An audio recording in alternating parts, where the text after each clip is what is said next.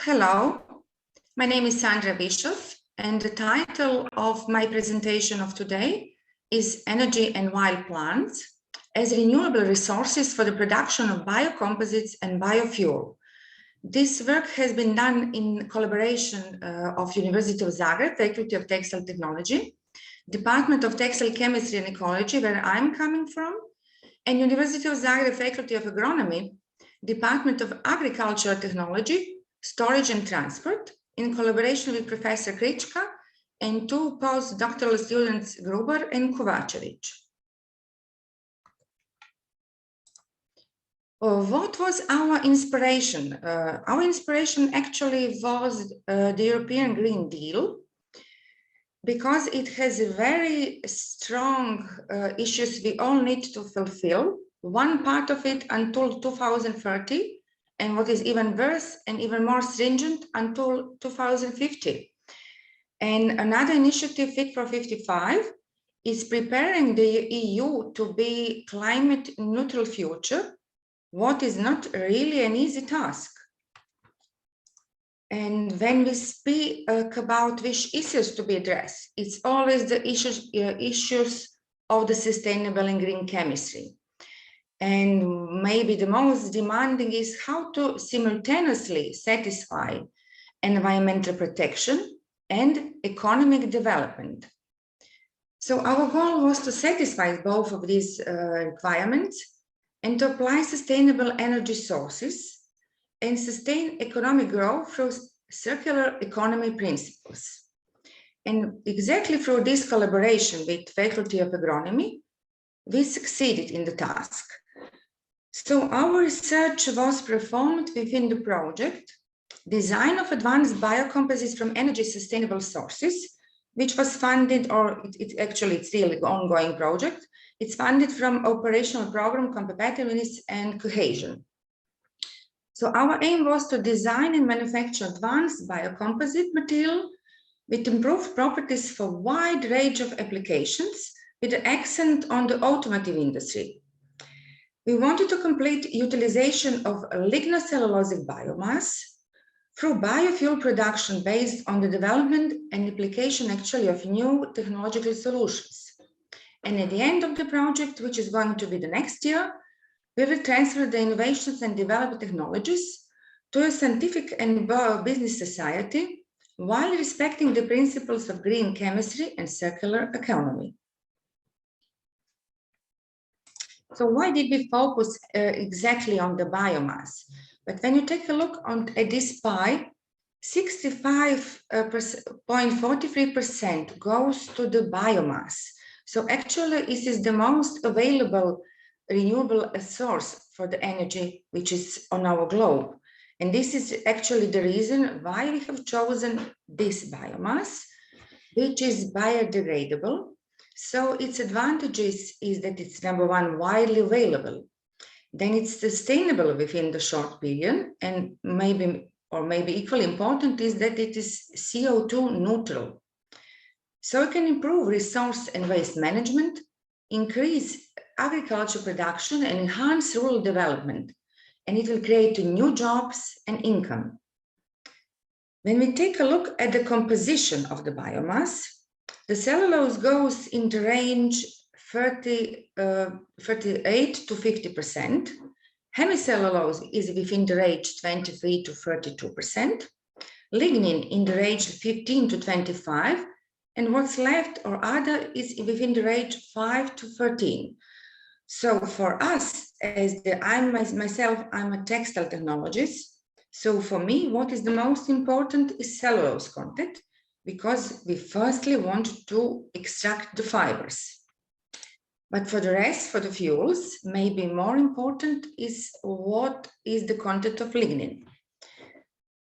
Within the agricultural biomass, it's actually a wide range of the different or leftovers from the crop production, or leftovers from fruit and wine, from finishing and processing, all kinds of different agricultural raw materials for the food industry, or for vegetable growing, or for livestock production. And maybe for us, it was the most important these fast-growing energy crops, which are, of course, in particular grown for the production of biofuels. But our goal is first to extract the fibers, because this is a quite valuable source, and then what is left to use for the biofuels. So the idea is to keep the land as much as possible to the food, and then to use this, what's leftovers from the agricultural biomass, in particular lignocellulose biomass, and use it for the purposes of composite materials and biofuels. So this circular bioeconomy, this is this term we are using quite a lot here in Europe. And what we all have to take a great consideration about is impact of product life on the environment, and so-called LCA thinking. So within this partnership with the Faculty of Agriculture, we really managed to create value from the waste. And what is the most value for us is this 8 to 15%, what is the yield of the stem fiber. So it seems not too much, but this is the maximum you can get out of any bast fibers, but actually it's quite a lot. What was bothering us was what to do with the rest of the 85%. And now through this collaboration with the Faculty of Agronomy, it can be used for the biofuels.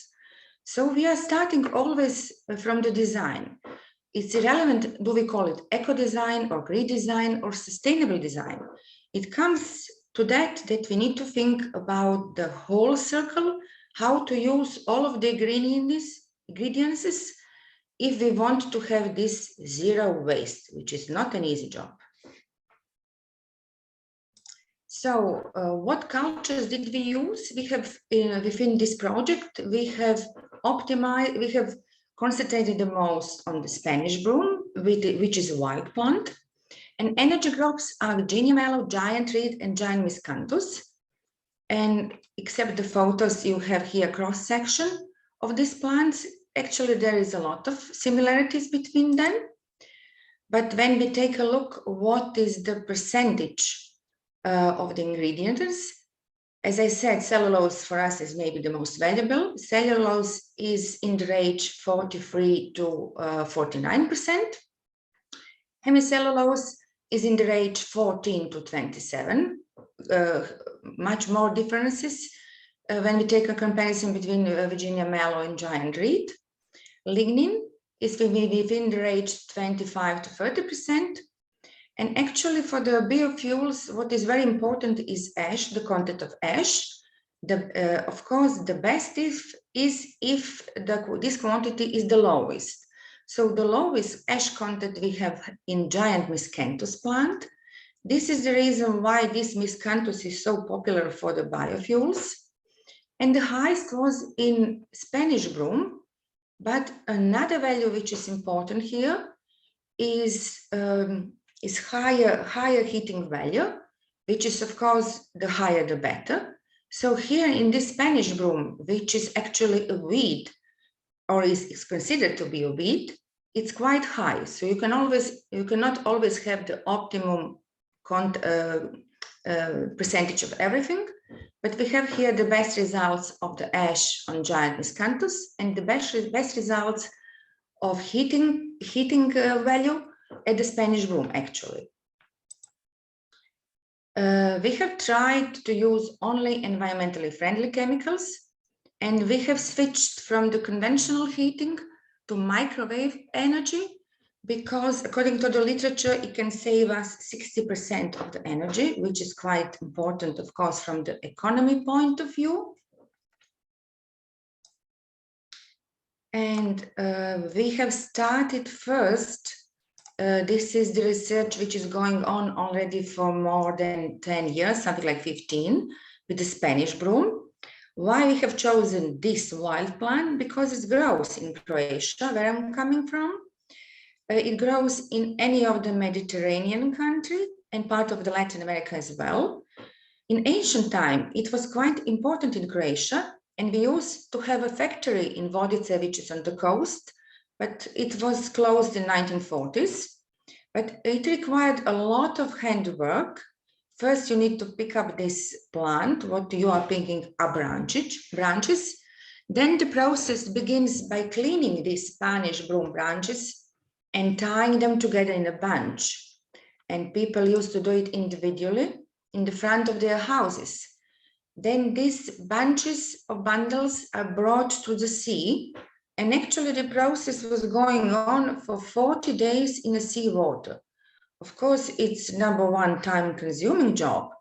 And number two, it's not environmentally friendly, since there is a lot of leftovers which are going directly in the sea. Of course, we wanted to avoid it, but it was how it was done in the past, when we didn't really think too much about on the environment.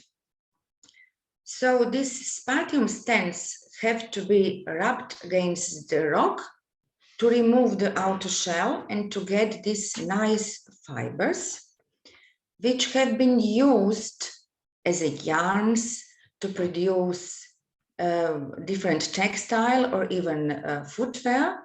But now we produce it in Croatia only in small levels for the souvenirs. But if you take a look on the quality of the fibers, it has a lot of similarities as flax, and its quality is really nice.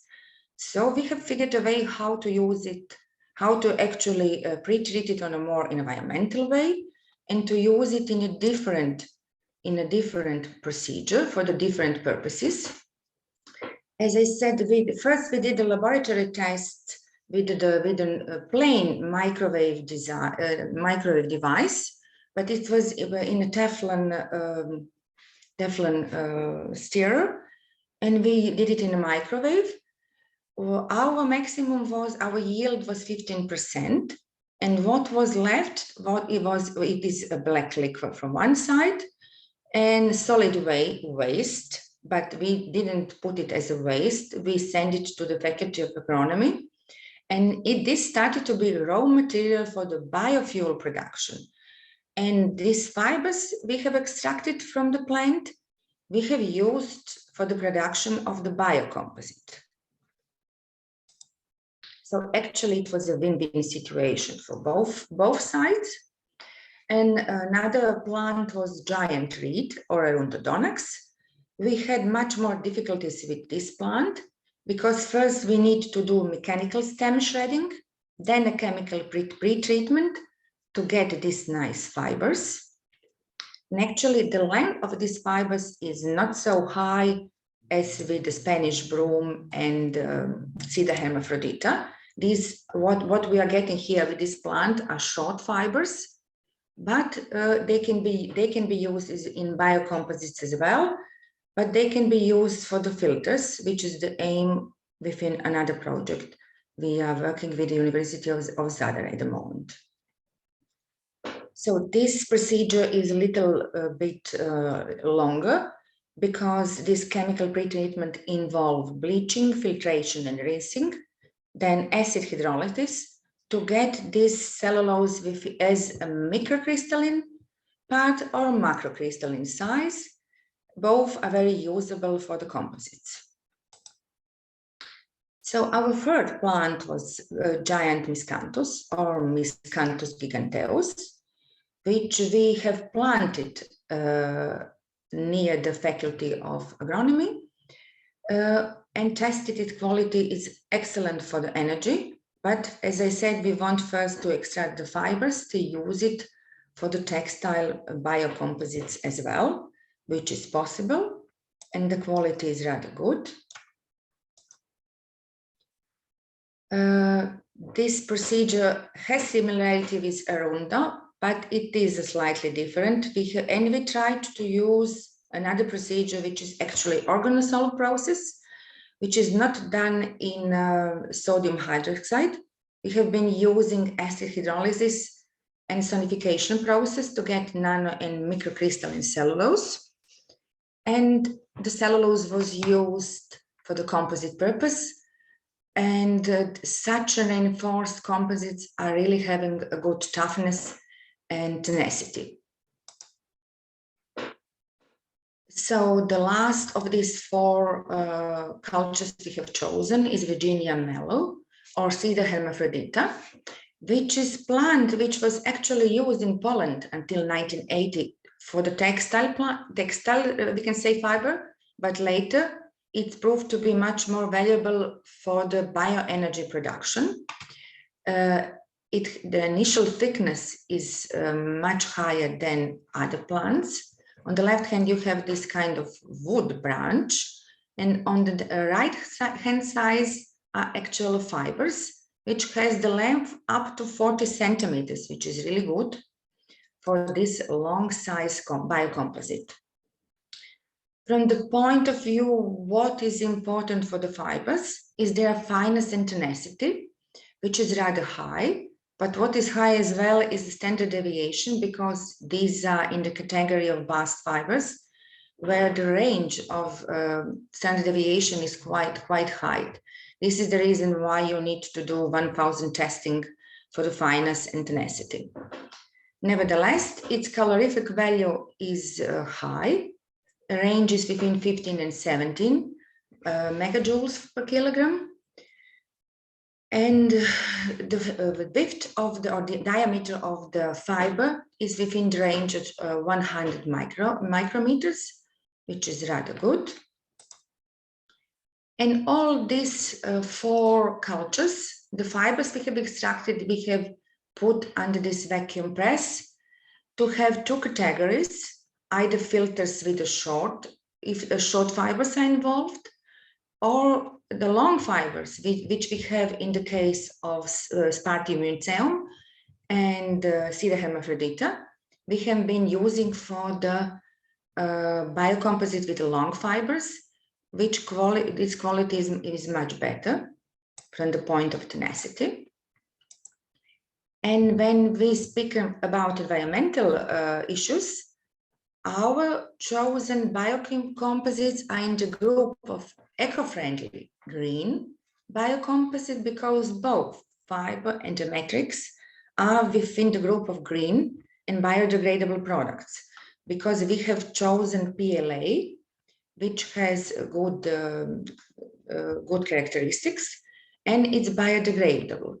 So taking this into the consideration that both matrix and natural reinforcement, also our fibers, are biodegradable, we are within the group of green composite. And the aim is to use this composite material within the automotive industry, because there is a great pressure from the European Commission to meet the criteria that 70% of the car parts are made from recyclable material, which is not an easy demand.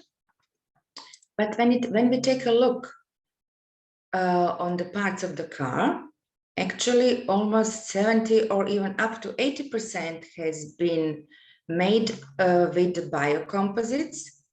So it goes in the instrumental panel or door panels or seat backs, pillars and headlines, bumpers, even on the tires.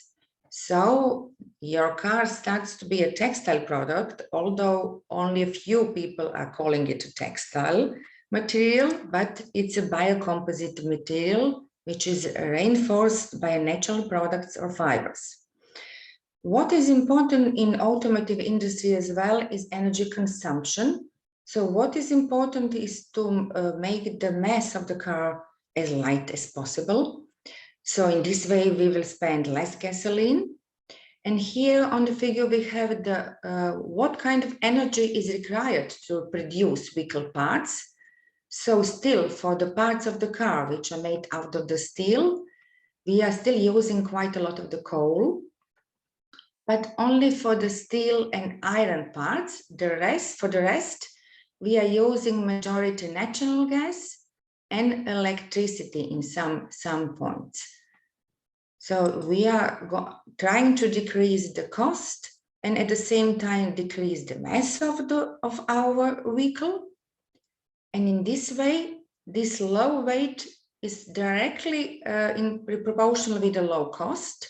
So the increase of the consumption is in line with increased sustainability demand. And what was the average weight of the textile materials within a mid-size car? In 2000, it was 20 kilos. And already in 2020, this amount goes until the 35 kilos, which is quite a lot. And it's always this goal to achieve decoupling between economy and environmental issues. And only in this way we can implement green economic development, and we will have this automotive industry sustainable. So biocomposites have really excellent benefits, and these are the performance which are related to comfort, acoustics, safety, and fuel economy. So direct consequence of biocomposites and car weight reduction is lower fuel consumption and lower CO2 emissions. And through the implementation of new and advanced technologies and materials, the impact on the environment has been continuously decreasing, while following the economic benefits, which is, of course, equally important.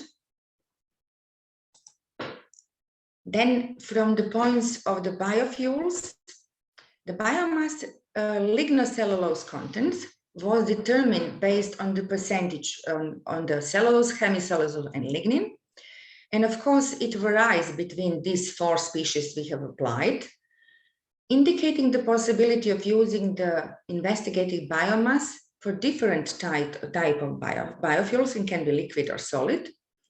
What is very important, an indicator of fuel quality is ash. When its quantity is low, it underlies the good quality of the investigated biomass in relation to other industrial crops. And the higher heating value of all investigated crops shows high energy potential. And all 4 species actually have a very good high heating volume rate.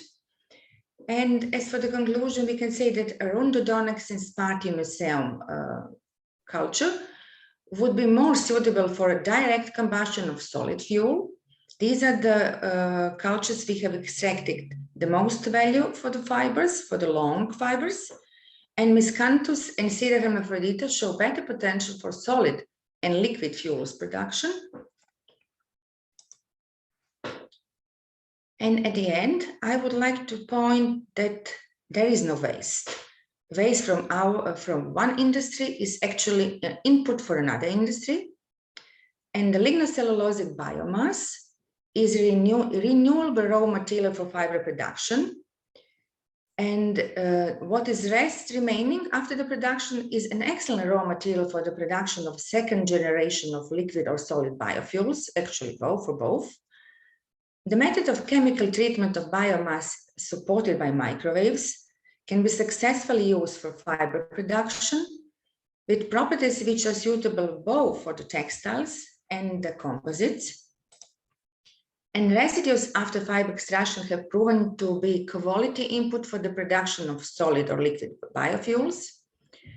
And full utilization of raw material of energy and mass plants, and therefore the achievement of a circular economy model was actually obtained. And at the end, I would like to point that the transition to a circular economy is not a simple process, but it is necessary to tackle climate change in the long term and to meet the goals set by the European Green Deal if we want to continue and live happily on our planet, which we call Green Planet. Thank you very much for your attention at the end. Here is my contact. If you have additional questions or some ideas for the future projects, please be free to contact me. Thank you very much.